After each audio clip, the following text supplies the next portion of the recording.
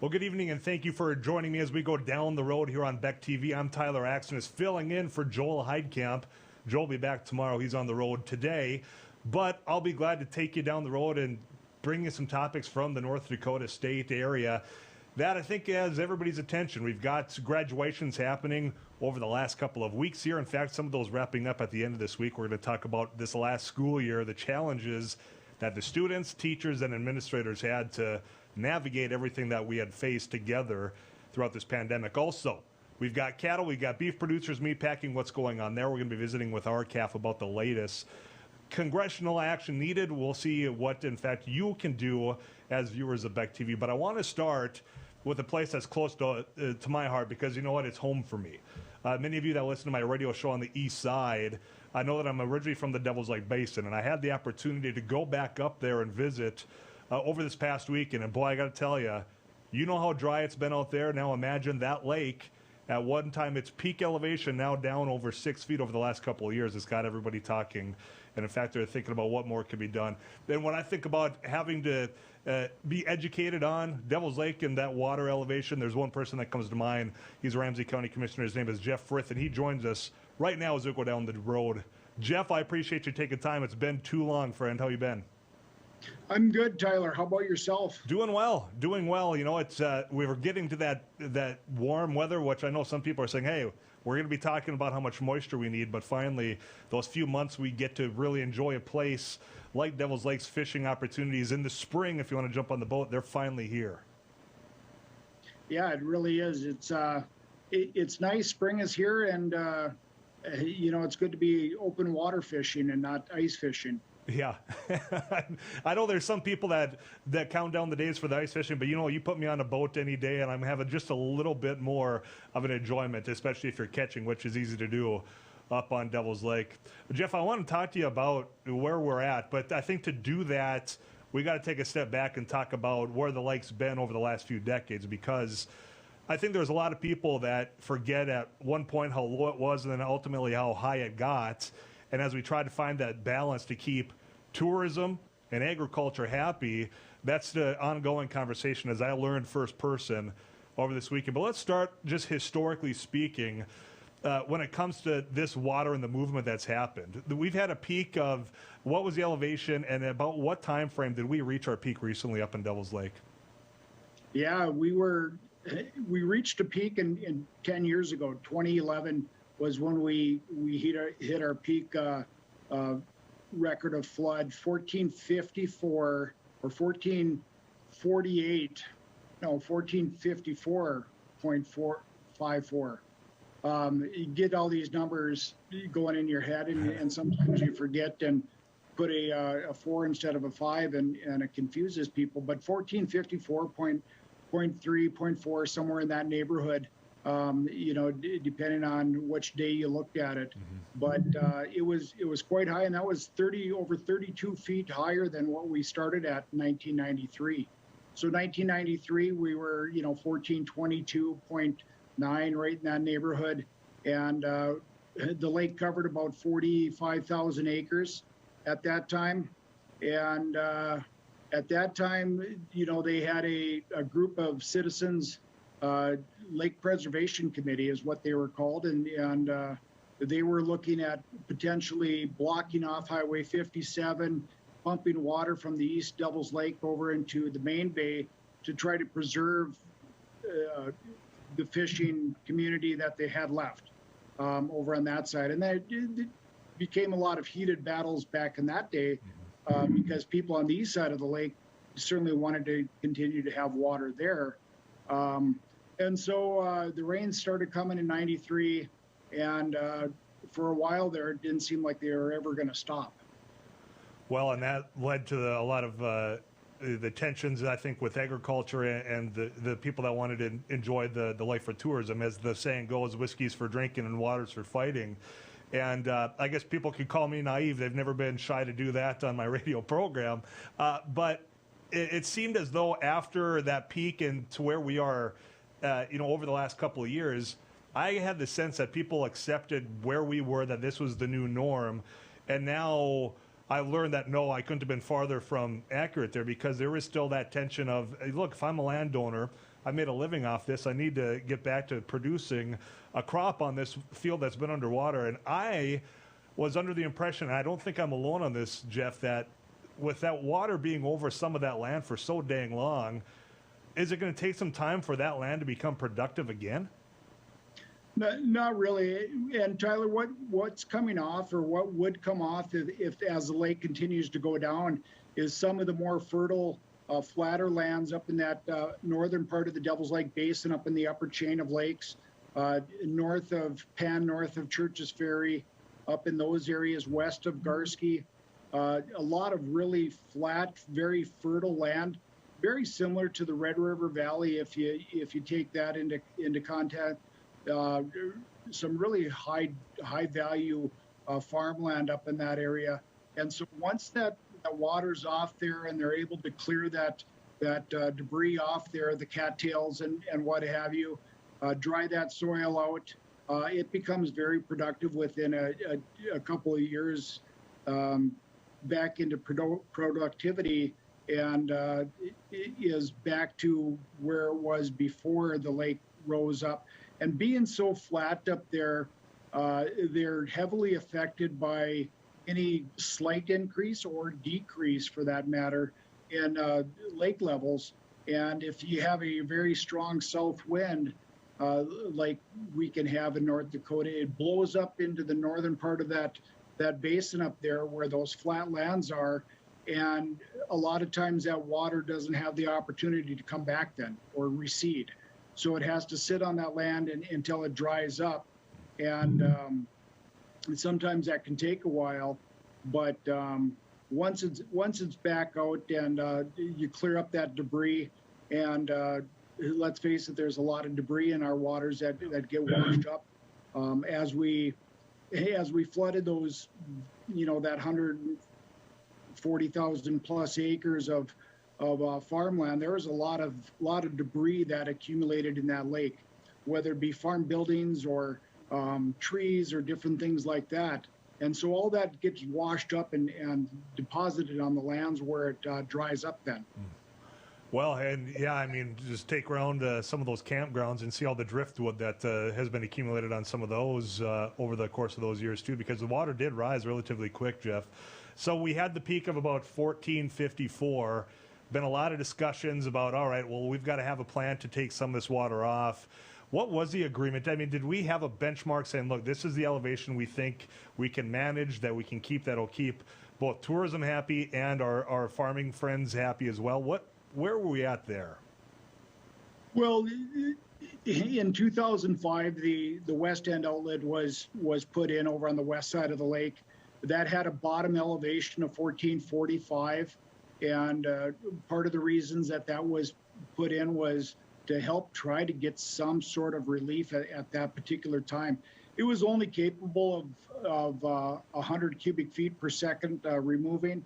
And then early on in 2009, we had that significant rise, so it was increased. The capacity of the west end outlet to 250. We continued to rise in 2011, where we got to that peak, and we were 4 feet shy of our natural overflow elevation.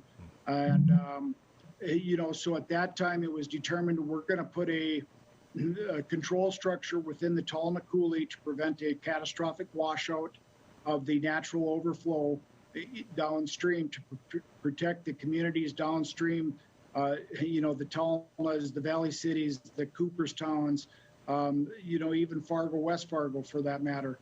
You have a body of water the size of Devil's Lake was at that particular time, and flowing down your river, you're going to create a lot of damage.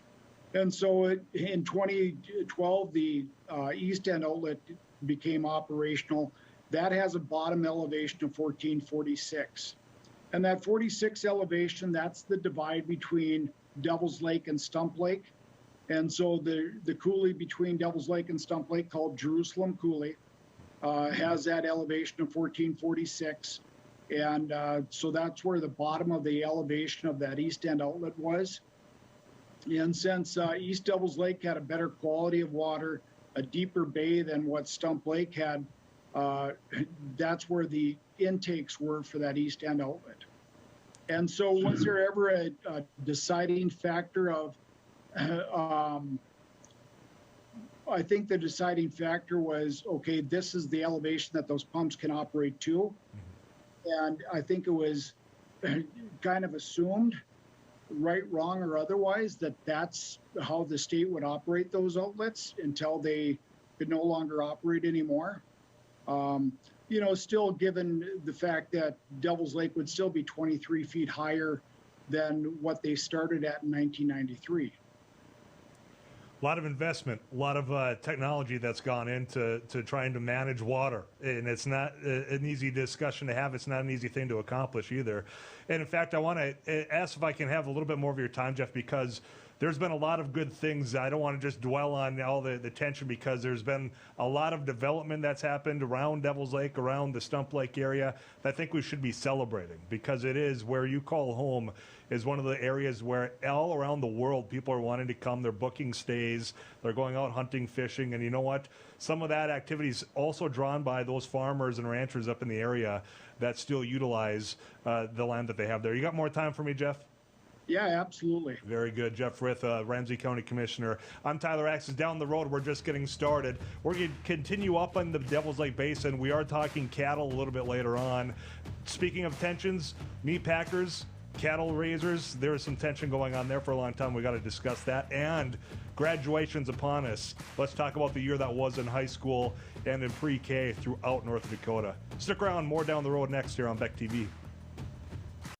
Howdy folks, it's the County Line Cafe. I reckon it's time you're due for a hearty meal. So saddle up for the day with one of our Hay Bussin' breakfast homemade soups. Fill your grill at our salad bar, sink your teeth into our famous County Line burger and barbecue ribs. Top it off with spoon-rattling pie with a cum roll that's sure to put a smile on even the toughest outlaws. Shake the dirt off the boots each night and warm up with the gang. Tell them about it, Stacy. I can't wait to see you at the County Line.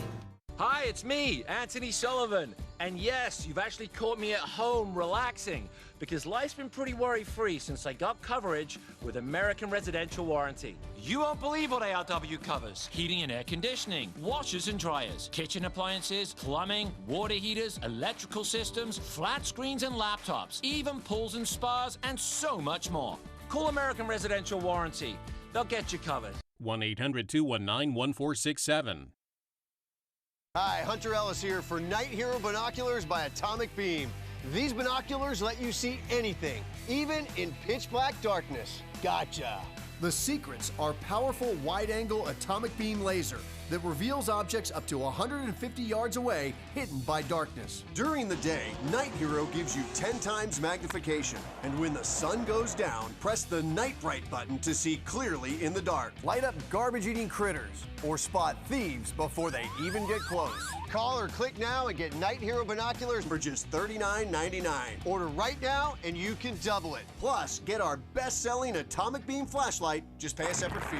We'll even ship them to you free. This TV special offer is not available on Amazon. You can get it all, but you have to order now. Call 1-800-619-1091. That's 1-800-619-1091. Or visit bynighthero.com. That's bynighthero.com. Order now.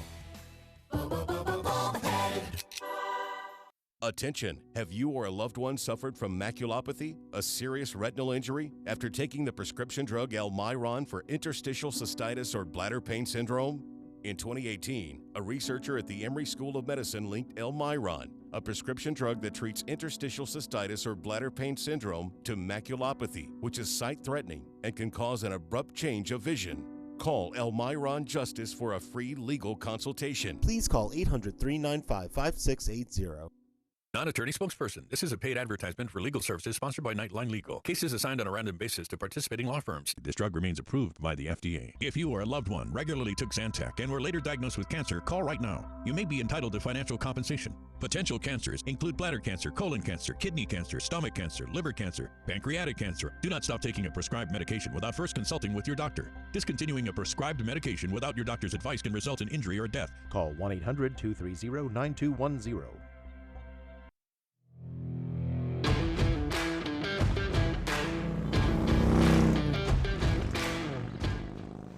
Welcome back to Down the Road. I'm Tyler Axness, filling in for Joel Heitkamp. He'll be back tomorrow to take you on further down the road. If you're just joining us, we've been visiting with Jeff Frith. He is a Ramsey County Commissioner, Devils Lake, North Dakota.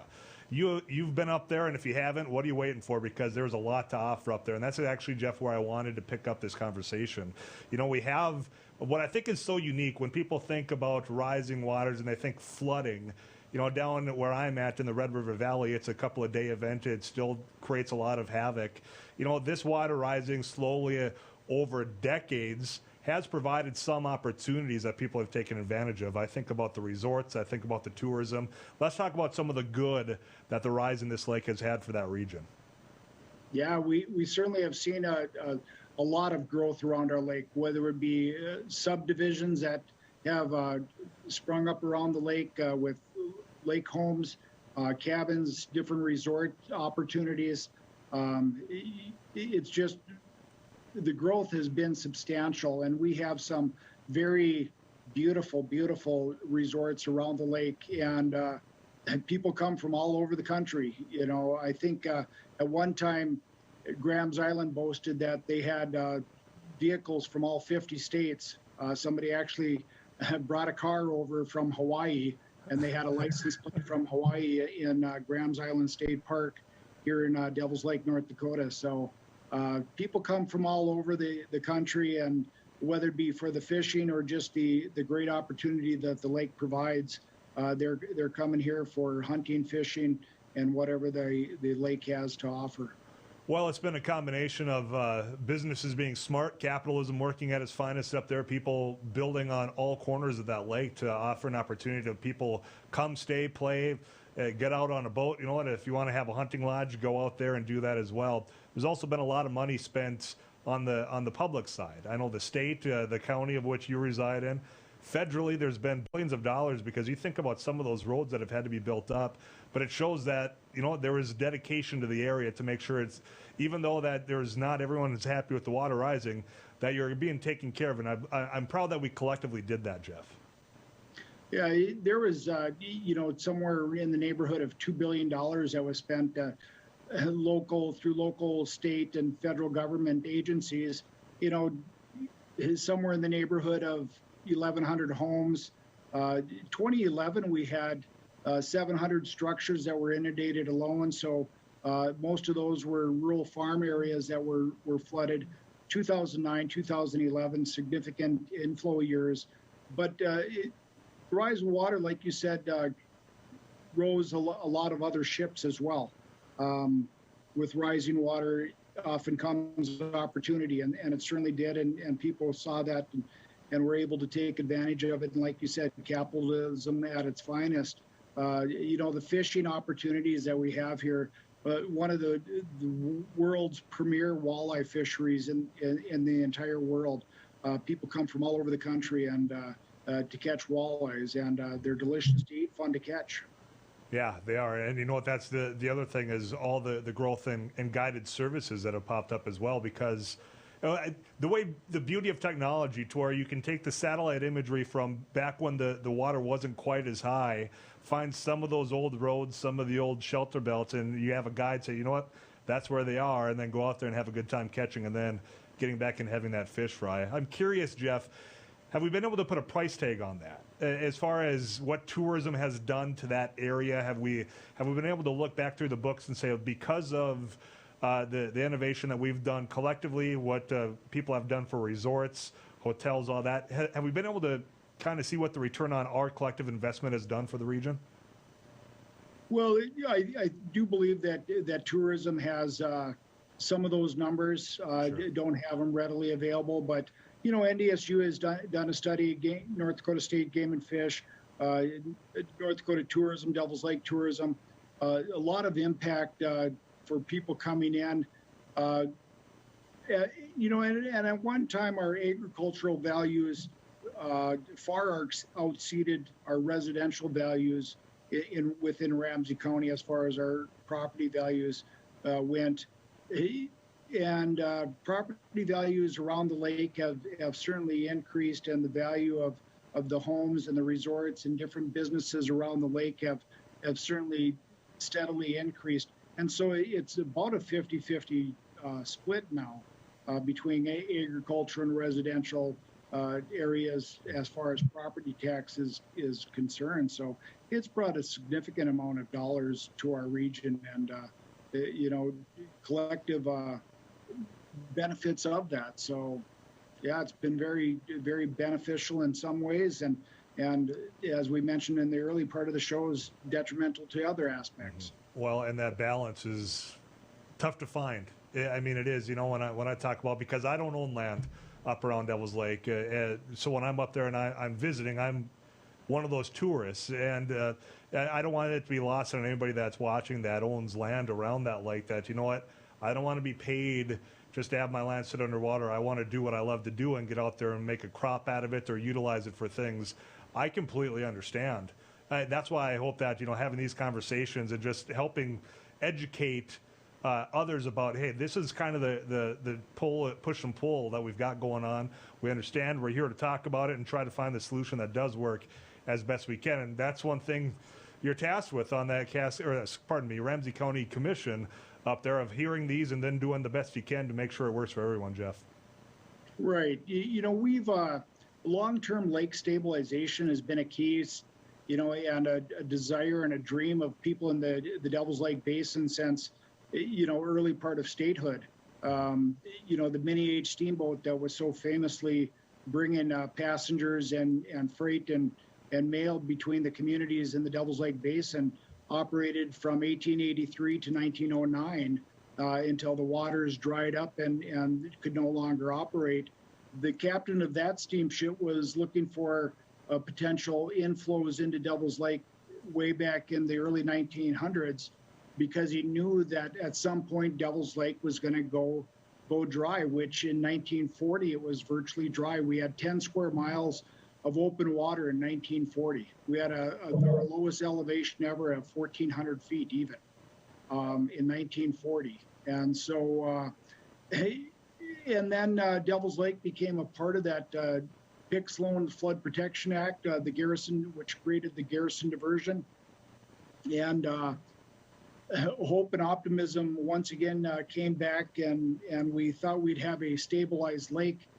And Bureau of Reclamation and was going to stabilize the lake at elevation 1425. Wow. And, quite a bit lower than where we're currently at. Mm-hmm. But deeded property started at 1428. The federal government knew that they couldn't artificially hold water on private property. And so that was part of the original plan back then. So trying to find an inlet outlet solution, stabilization of Devil's Lake, been a long-term goal of everybody that's lived here, everybody that loves this community. And unfortunately right now the lake we don't have an inlet to it.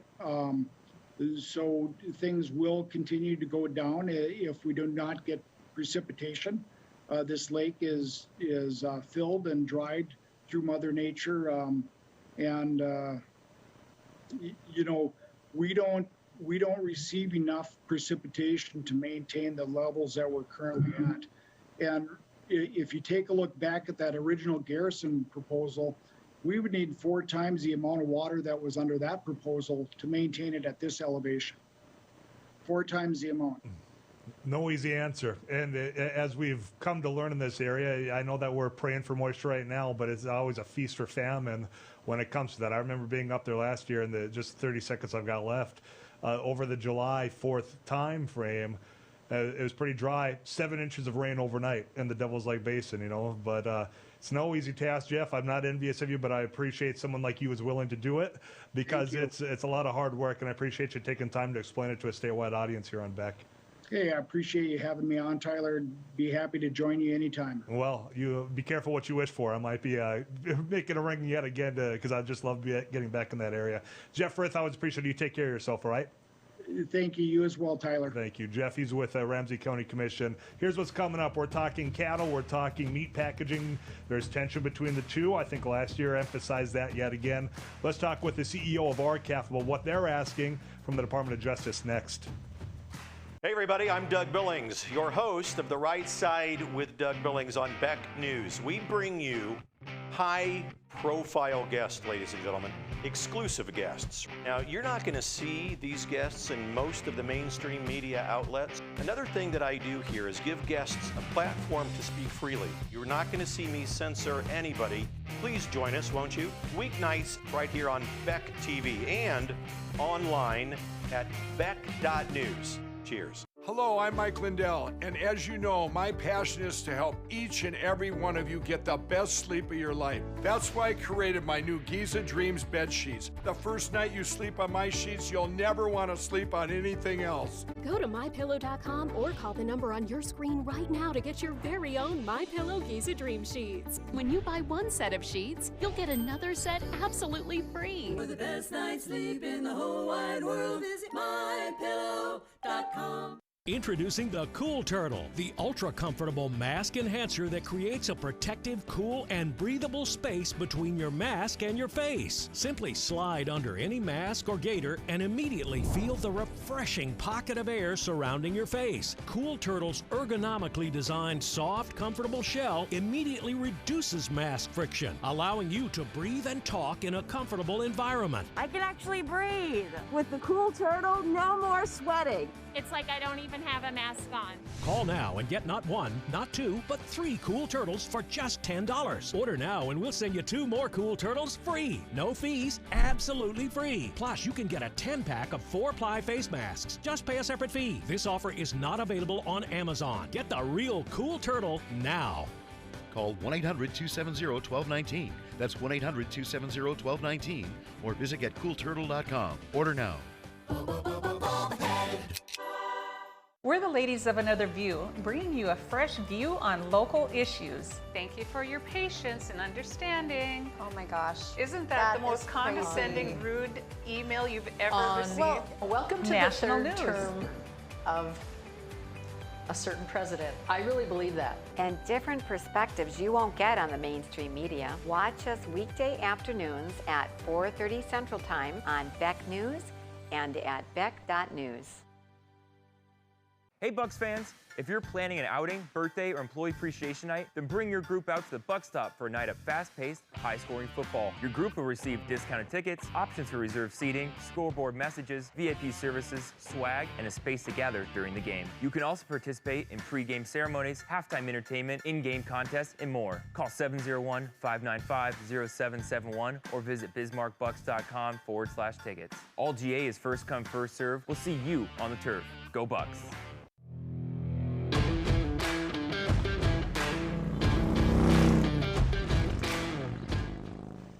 Thanks for coming along as we steer you down the road here. Joel Heitkamp out. I'm Tyler Axness filling in Tuesday evening here on Beck TV. We're talking about water and the tensions that's happening there. And you know what? That's not the only place where there's been a little friction between those that are doing a lot of hard work and those at the other end of this side when it comes to your beef production. You got cattle ranchers, you've got the meat packaging, and I think over this last year, as we had to adjust our routine of where we're getting our meats and everything that went along with that, I think this situation may be elevated in just the public's eye. Here to talk about what is being asked of it when it comes to congressional oversight, when it comes to the Department of Justice, is R-CALF. We have got the CEO, Bill Bullard, joining us here on Down the Road. Bill, welcome to Down the Road. How are you doing? Doing fine. Thank you very much. Well, I appreciate you taking time because I got an email calling for action for places in all 50 states saying, you know what, we need your help in contacting your federal delegation because we need something done. We only get a shot about every other 100 years to do something good for cattle producers in this whole situation. Explain what your call to action is there, Bill.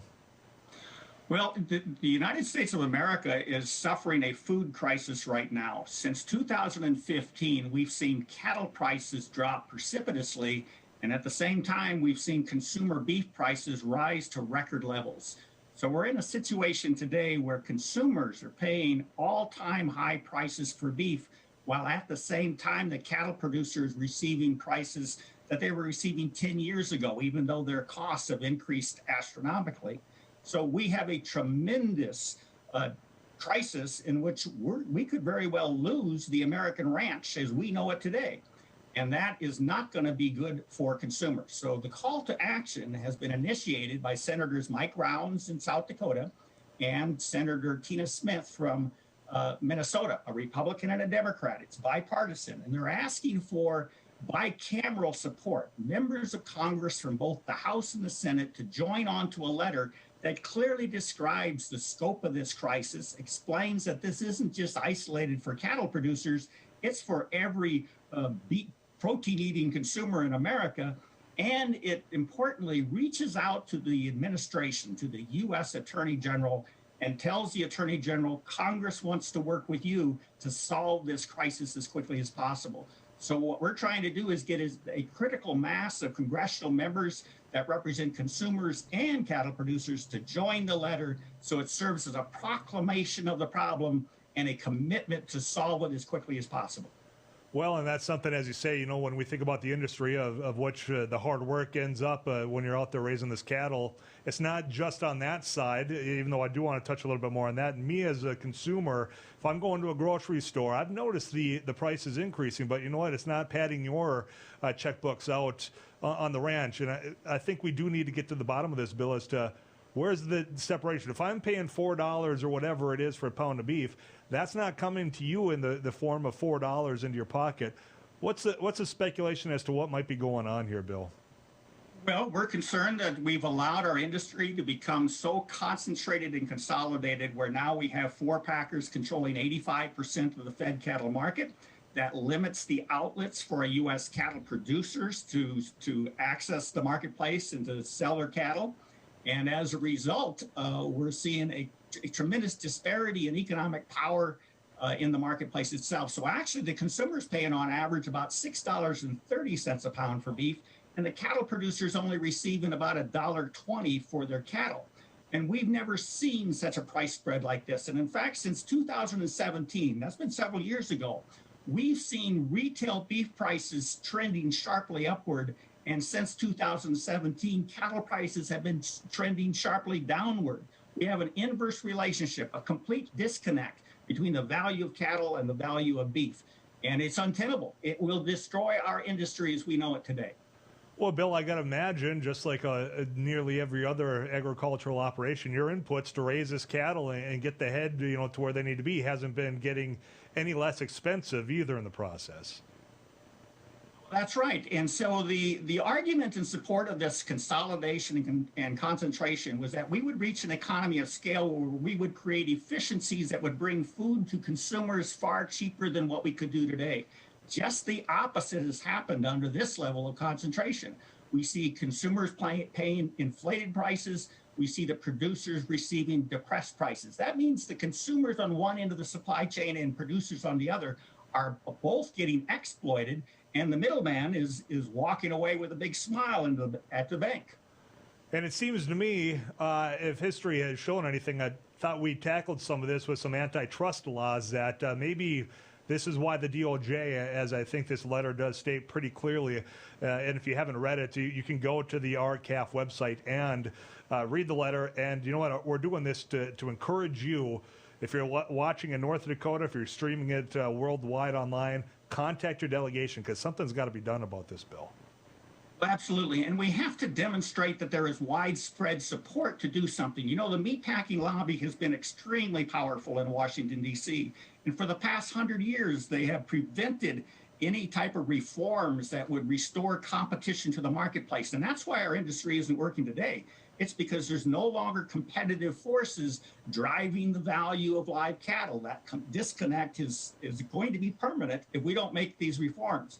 So we need the consumers to help us because we've demonstrated over the past 2 decades we can't do it alone. We can't overcome the power of the meatpacking lobby, but consumers can. If consumers realized how badly they were being abused in the marketplace today and how they're being deceived and thinking they're helping the American cattle producer by paying higher prices for beef, they're absolutely wrong. They've been misled.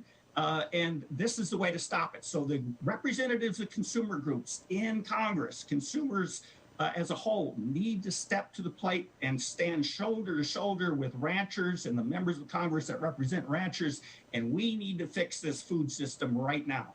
Well, and Bill, I think you're accurate when you say, you know what, we need every voice, because there's something about the volume and voices that can actually get things moving here.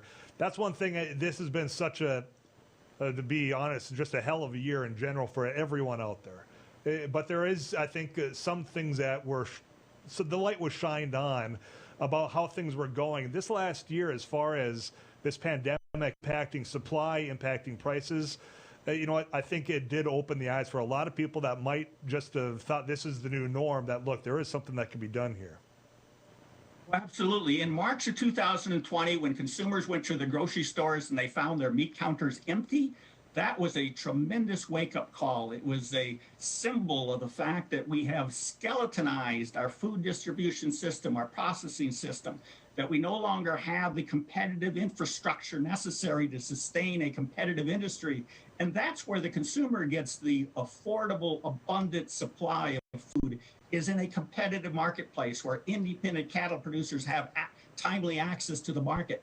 All of that has been dismantled, and we need to rebuild it. And that's going to take some significant reforms in Congress, some significant regulatory action to limit the conduct of the packers. And that's what we're trying to achieve. But we can't get there until we can first demonstrate that consumers and ranchers are willing to stand together to solve this problem for all of America. Well, and like you say, it's the farmers, ranchers, the cattle raisers, but it's also the consumers, people like me on my end. And I tell you what, tonight after I finish this conversation, I'm signing up. You know, I contact Senators John Hoeven, Kevin Cramer, who I got to assume are supportive of this very effort. I know that Senator Cramer's been pretty vocal in this, and Congressman Kelly Armstrong, that, look, you guys got to sign on to this letter. You got to get something moving here to correct this, because I don't want to lose my local area, you know, cattle raiser out there, because it's pretty dang important. When you're doing good, Bill, we're all doing good, is my opinion.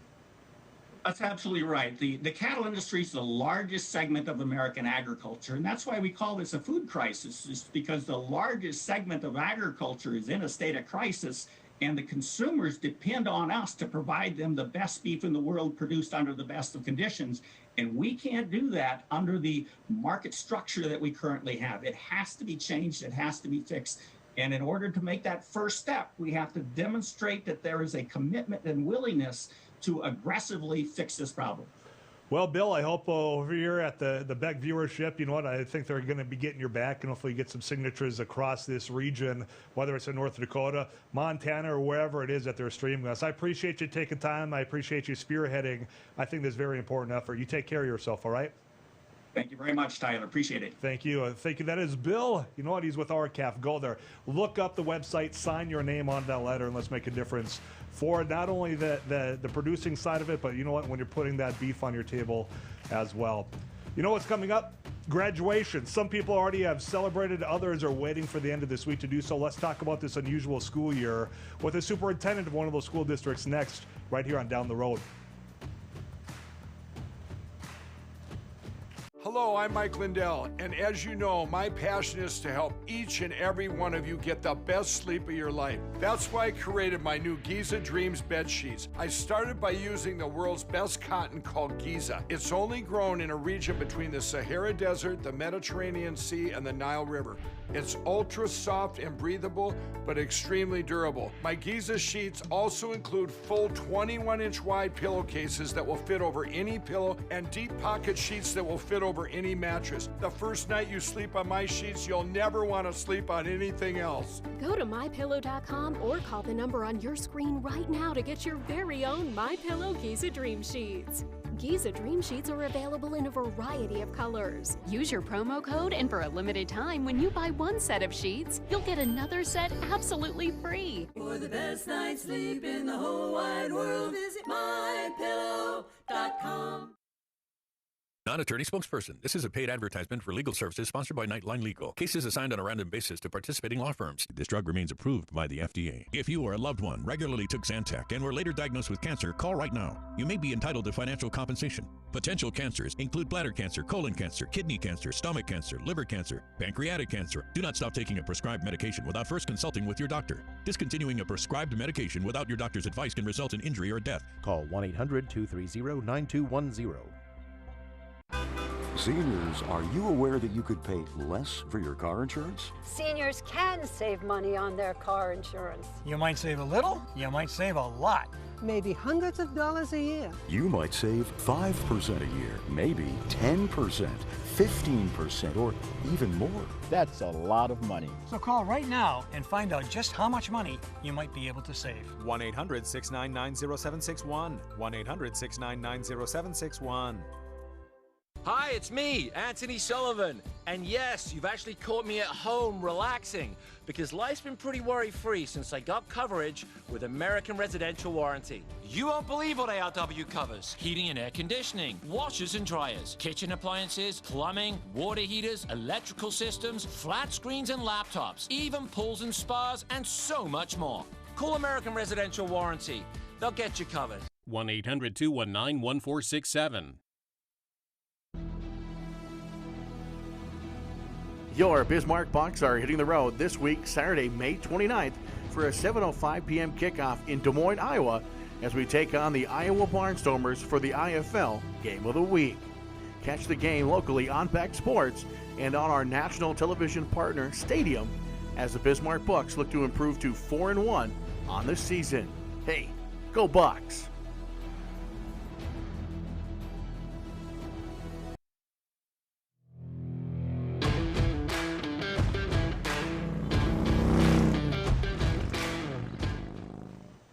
Welcome back as we continue to steer you on down the road. I'm Tyler Axness filling in for Joel Heitkamp, who will be back tomorrow to take you on further down the road. The days are being counted down. For some, graduation was this weekend. Others, this weekend is ahead. And you know what? It's been an unusual year for everyone, including those students, including those teachers, and those superintendents to keep it all together. Here joining us now on Down the Road is the Fargo Public Schools Superintendent, Dr. Rupak Gandhi, just to give us a recap as we count down those days. Dr. Gandhi, I appreciate you taking time. How are you this evening? I'm doing well. Thank you for having me. I appreciate being here. Well, thanks for taking some time. And you know what? I know how busy things are in these final days. It's been a year. You know, I mean, it sounds so cliche, but I think if any place had as big of an impact, it had to be our public school systems. Tell me how it was for you. You know, I'm going to take your cliche and I'm going to raise you a cliche. The only concept this year has been change. And just take a minute to process that for a little bit. It's just been, you know, constant change throughout the entire year with guidance, with new research as we learn on how to best provide an equitable and a primary and a great educational opportunity for all of our students. But it's also been just a year of learning. And one of the most profound things I've learned is just the incredible staff that we have, including all of the educators in Fargo Public Schools and their dedication to our students. I can't speak enough about all of them, and I'm just so glad as we count down towards graduation and end of year celebrations to celebrate our students and their staff for all the hard work this past year. Well, the change of finding out ways to learn in such a difficult and to teach in such a difficult environment. I mean, we went, and I know you're the superintendent of Fargo, but this happened in nearly every school district watching me across the state right now, of full-time in person, full-time at home, hybrid. I mean, I can't imagine how difficult of a transition that was across the board, but somehow we seem to make it work. I'm curious, because of that change in learning how to adapt, are any of those learning moments going to be going forward? Is there anything that happened that we learned as a school district over this year that was forced upon us because of a global health pandemic that might benefit students and teachers in years to come? Absolutely. And I think that's what we do as educators throughout every year, whether there's a global pandemic that causes us to change our instructional model or not. We take a period to just reflect and then see what can we do better? What have we learned that works? And that's just part of our continuous improvement process. So coming after this year, I mean, I think first and foremost, although in my ideal situation, this would never get tested, we did learn just about the resiliency of our staff and our students. And when push comes to shove, they are dedicated to students. They're here to do what we want to do. And our students, I mean, they have adjusted so much, but they've also been so flexible and adaptable and understanding that sometimes we have to make individual sacrifices for the common good. And that was a lot of what we learned during the mitigation strategies, whether it's looking at social distancing, whether it's wearing masks, just understanding that we all have a responsibility with public health, and we have a responsibility to do our part to help alleviate a global pandemic. And I think just understanding and learning that we all are part of a common good and we can work together to get to where we need to get is probably one of the most profound learning experiences from this year.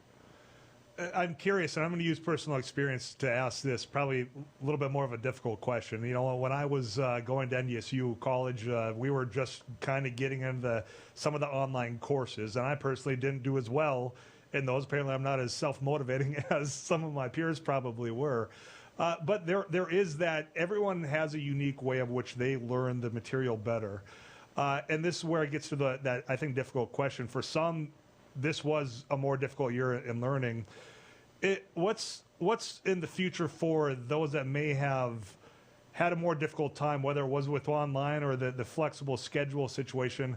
Is there going to be, does there need to be a year to kind of get people caught up? Is that what some summer school might be looking at? Walk me through that, if you will, Doctor. Sure. So, I think, it is a difficult question to answer, but I think I'll start with this. This is something that might have been compounded more and drawn more attention this past year, but it is something that we take a look at year after year, because one of the biggest challenges for us as educators is we recognize that no two learners are the same. No two individuals learn the same way, but yet we provide one system, right? So how do you universally create a system to meet the needs of every individual learner? And that's really, really hard to do. So we recognize that year after year, we aren't perfect. There's so much of a human element and relationships and dynamics to what we do that unfortunately there's always some students that we could have served better. And that's what keeps us motivated to wake up the next morning and to look back at our data and say, who didn't we serve this past year? Even if it was a traditional school year that was prior to COVID, there's some students that we've left behind. And what are we going to do the following year to make sure that we're promoting equity practices, meeting what can we do to provide a student that's further behind in what they need to do? Now, this past year during COVID, that was compounded. We did see some students that were wildly successful in an online learning environment or even in a hybrid learning environment. But we also saw a larger group of students that were not being challenged online or were not being engaged online. And there's just a wide variety of factors. And I think one of the things that we forget about is when you look at school in an isolation during the COVID-19 pandemic, you're only looking at the traditional teaching and learning process, and you're comparing it to the previous year. But the reality of the situation is it's not just looking at the teaching and learning, it's looking at the fact that we had a shift within 9 weeks at the end of last year to an online learning model.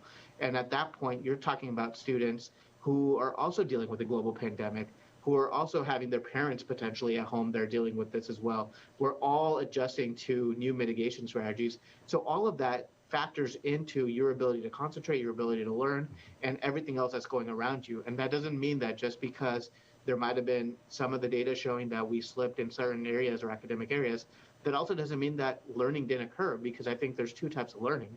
There is academic learning, which focuses on the mastery of the standards that we're trying to teach, that's assessed through assessments and performance evaluations and things of that nature for students. However, there's also learning how do you adapt to a global pandemic? How do you adapt to a lot of the triggers or the adverse experiences that we're all having in our society, and the lack of socialization and breaking up a routine that's been part of our institution for however many years? All of those things are a part of the learning environment as well. So I think we will spend this summer looking at our data, sitting back and saying, okay, what worked last year? What didn't work? Who fell behind? Who thrived? And what do we need to do to meet each of their needs? And that's just part of what we do, and kind of what challenges us and what wakes us up the next morning to do that work. Well, I'll be curious as we do watch those. I think it's important to underscore what you just said, to keep in mind about the uniqueness, not only that was happening in the school systems, but the parents watching this at home. You know what? Also realized that it was a difficult time to where got to learn from it, move forward. I know the businesses that hire those that are watching right now had to adjust just as much as school systems have. But we are at the end. We made it through the end of the year. We've got graduation upon us. Unique is not even a way that could be described for what these kids had to persevere for. But I know that there's a lot of people very proud of them watching tonight, Doctor. I absolutely agree. I will always have a special place in my heart for both the graduating class of 2020 and the 2021, because every graduating class goes through a lot and they have their own circumstances as well. But I know that specifically for these two classes, the end of their senior year and maybe their entire senior year was just not what they expected, or it was very different than how they expected it to look. But they've been so resilient. And I think that, when you look back in our society 20 years from now, 15 years from now, you're never going to be able to tell the difference of two individuals walking down the street of that's a 2020 grad or that's a 2021 high school grad. The reality of it is their persistence, their dedication, their resilience has taught that they're set up for success no more nor less than any other student. Well, to those students, congratulations. To the families, congratulations. And you know what, Dr. Gandhi, congratulations on getting through the year. I know it was very difficult, but we are at the end, and now we can go enjoy some of those summer months, which I'm going to talk about right after we get back from this break. I do appreciate you taking time. You take care of yourself. Thank you very much, and thank you to you, our community, and everyone else for your support. Well, thank you. Dr. Rupak Gandhi, the Fargo Public Schools Superintendent, and I know all the superintendents and teachers and parents across the state watching gone through a similar thing. Congratulations to all of you as well. When we come back, let's talk about what you can do to enjoy those summer months right here in North Dakota. Do you worry about going to the dentist? After all, a visit to the dentist can easily cost $2,000 or more. Well, relax. The Carefree Dental Card is now available in your area. Call now and we'll send your actual card at no cost today. With the Carefree Dental Card, you go to the dentist whenever you need and you instantly pay a lot less. Activate your card and you can start using it immediately. From exams and cleanings to more expensive procedures like crowns, dentures, even braces, they're all included with the Carefree Dental Card. Say you go to the dentist today without any card and your bill is, well, ouch. Wait a minute, let's try that again. You go to the dentist today and show your Carefree Dental Card, you save $525. The Carefree Dental Card is just $15.95 a month, so call now and make going to the dentist carefree. Call 1-800-416-5739 to receive your Carefree Dental Card information kit. 1-800-416-5739. Call now. I can't say enough good things about these nano hearing aids. Real people talking about nano hearing aids. The hearing quality is great. Until now, hearing aids used to be too expensive for the average person. Until nano. Call now and you'll get your nano hearing aids for only $297. You'll save $100. When you buy one hearing aid, Nano will give you a second hearing aid free. Call right now. 1-800-213-3815. Spas, etc. You've come to know and trust us for over 18 years with the largest selection and showroom in Western North Dakota for our beautiful Sundance spas. Plus, you can pick out your next home experience with our selection of pool tables, shuffleboards, and fun accessories. Spas, etc. Your relaxation destination on Main and Bismarck. Who do you trust with your digital life? Not all cloud backup providers keep your data truly private. Beck Cloud Backup uses advanced multi-layer encryption to keep your family photos, videos, and sensitive business documents secure and only for your eyes. Your Beck Lightband Internet service already includes 50 gigs of free storage to keep your digital life safe and secure. Call us at 701-475-2361 to start using your Beck Cloud Backup today. Attention! Have you or a loved one suffered from maculopathy, a serious retinal injury, after taking the prescription drug Almiron for interstitial cystitis or bladder pain syndrome?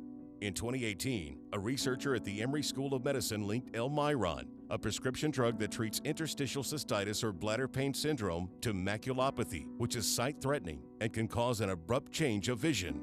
Call Almiron Justice for a free legal consultation. Please call 800-395-5680.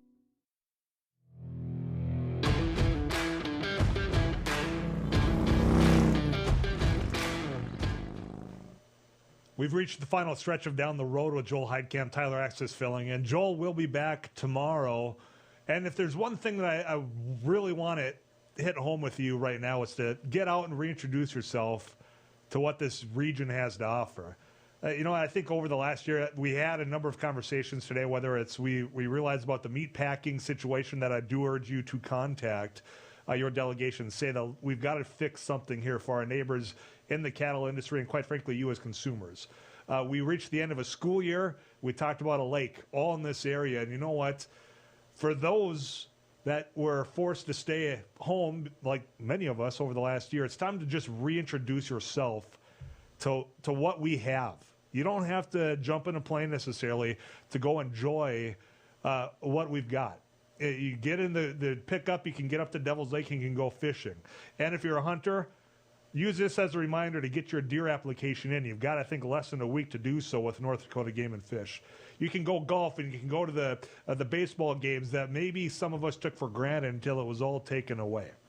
I know not everybody watching this right now is going to get vaccinated because they've got the reasons, but many of you have. It's time to get out and enjoy what this area has. We've only got a short amount of time. If you are one of those spring and summer bodies that wants to enjoy the warm weather, that time's upon us. And for our farming friends, I really do hope that you get the moisture you need, because I've been traveling the area to reintroduce myself to what my neighbors have, what this region does provide. And I know it's dry out there. And I know it hasn't been as easy as we want because of that feast or famine situation we find ourselves in what seems like every other year, to where either we're getting too much moisture or not getting enough. And I do feel for you. But I do hope that you are able to find some time to get out and enjoy what this region has to offer as well, whether it's everything I mentioned before or simply getting on that Main Street dance that maybe was gone for the last year, to watch the band on the back of that flatbed trailer that, you know what, I grew up absolutely loving to do every summer during those annual festivals. Or maybe it's one of those county fairs. There's a lot to do up in North Dakota, Minnesota, South Dakota, Montana, wherever it is you're watching. I just encourage you. We had a year to where those things were stripped away from us, and don't let it go by all this year without making sure you get out and enjoy what we have right here in our back door. Tomorrow, Joel Heitkamp's back. He's got Daryl Richardson. He's going to tell you a little bit more about the drought conditions in the region. I'm Tyler Axness. If you're on the eastern side of North Dakota, you can tune in daily, weekdays on KFGO and listen to Afternoons Live. Until then, folks, it's been good riding with you.